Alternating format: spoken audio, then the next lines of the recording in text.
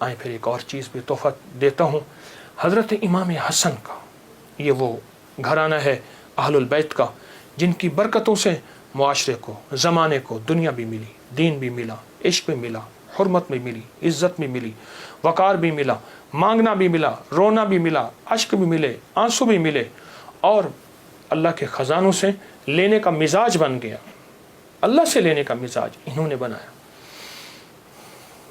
امام حسن بیٹھے تھے جو حضرت امام حسین کے بڑے بھائی تھے رضی اللہ تعالیٰ عنہ، سلام اللہ رضوان اللہ تعالیٰ علیہ اجمعین۔ تو آپ کی خدمت میں ایک شخص آیا، کہا کہ فصل جو ہے وہ میری بہت زیادہ، اس کی کھجور کی بارش ہی نہیں ہے، اور میں نے کچھ جو بیے ہوئے ہیں، کچھ فلاں چیز ہے، بارش ہی نہیں ہے، بارش کی دعا فرما دے۔ فرمایا دعا کرتا ہوں تو ایسا کر، سارا دن استغفر اللہ پڑھا کر، استغفر اللہ استغفر اللہ استغفر اللہ استغفر اللہ۔ وہ چلا گیا۔ ایک اور آیا، یرسل السماء علیکم مدرار، بارش۔ ایک اور آیا، کہا کچھ بھی نہیں ہے، ایسا ممکن ہے کہ میں مالدار ہو سکتا ہوں؟ ہاں ہو سکتا ہے۔ تو فرمایا سارا دن استغفار کیا کر، استغفر اللہ استغفر اللہ پڑھا۔ ایک اور آیا، کہا گھر نہیں ہے، جھونپڑا بھی نہیں ہے، کہ مجھے گھر مل سکتا ہے؟ فرمایا ہاں مل سکتا ہے۔ فرمایا کیا؟ فرمایا استغفار کیا کر، سارا دن استغفر اللہ پڑھا کر، بہت پڑھا کر۔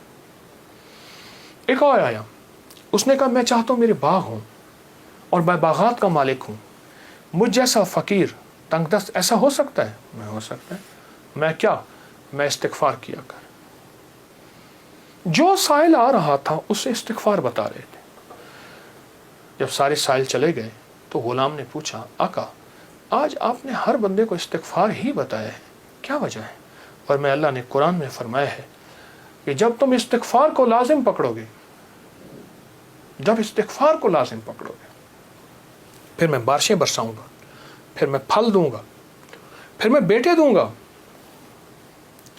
اس میں ایک سائل وہ بھی آیا تھا جس کی اولاد نہیں تھی، اسے بھی فرمایا استغفار کر، اور اس نے میاں بیوی نے خوب استغفار کیا اور اپنے بیٹے عطا فرمائے۔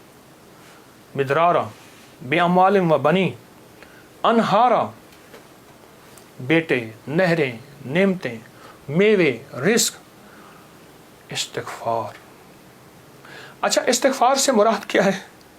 استغفار، میں کسی ملک کے ایئرپورٹ پہ جا رہا تھا تو ایک صاحب نا 4 ویل والا وہ بڑا سا وہ تھا بریف کیس، اس کے ہینڈل سے اس کو چلائے جا رہے تھے ایسے تیزی سے، تو ایک دم فلائٹیں نکل رہی تھیں، راستہ تھا، تو ایکسکیوز می ایسے کرتے نہیں، یوں نکل رہے تھے، تو مجھے استغفار یاد آیا، اور ایکسکیوز می کہہ دیتے تھے نا، لوگ راستہ دے دیتے تھے۔ اچھا، جب بندہ استغفار کہتا ہے، استغفار کرتا ہے، ایسی راہیں کھل جاتی ہیں، ایسے راستے کھل جاتے ہیں، ایسی منزلیں آسان ہو جاتی ہیں۔ کیوں؟ فرمایا تم سارے کے سارے خطا کار ہو، آقا کا فرمان ہے، مفہوم ہے، اور بہترین خطا کار وہ ہے جو توبہ کرنے والا۔ استغفار کے معنی یہ ہے کہ اللہ میں اعتراف جرم کرتا ہوں، اعتراف جرم کرتا ہوں۔ ہمارے یہاں ایک گھر کے قریب نا ایک دوسری گلی میں آرا مشین تھی، یہ لکڑیاں کاٹنے کی، تو اس کا ایک ٹریکٹر ڈرائیور تھا، پرانا روسی ٹریکٹر تھا جو بڑے بڑے تنے اٹھاتا تھا اس کے درختوں کے۔ تو ڈرائیور جو تھا وہ ہمیشہ جو ہے وہ گاڑی اپنا ٹریکٹر درمیان میں چلاتا تھا، کبھی دائیں بائیں اتارتا نہیں تھا، پھر لڑائیاں بھی ہو جاتی تھیں، جھگڑے بھی ہو جاتے تھے، مار کٹائیاں بھی ہو جاتی تھیں۔ وہ ڈرائیور میں نے دیکھا ہوا بیچارہ ایک حادثے میں فوت ہوا۔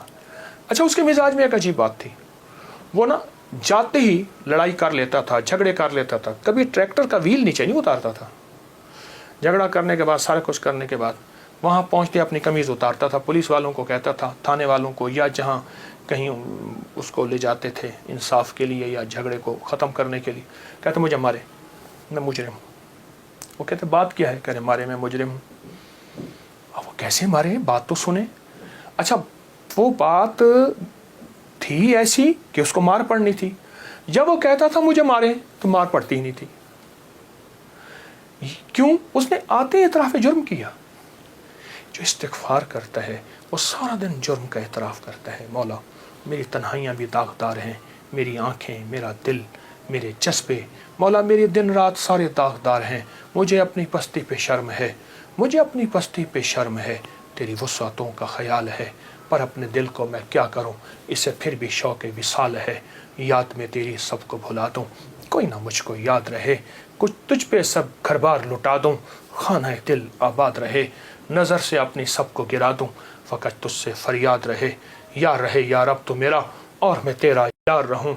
ہر وقت ذکر و فکر میں تیرے مست رہوں، سرشار رہوں. ہوش رہے نہ مجھ کو کسی کا، مگر میں تیرا ہوشیار رہوں.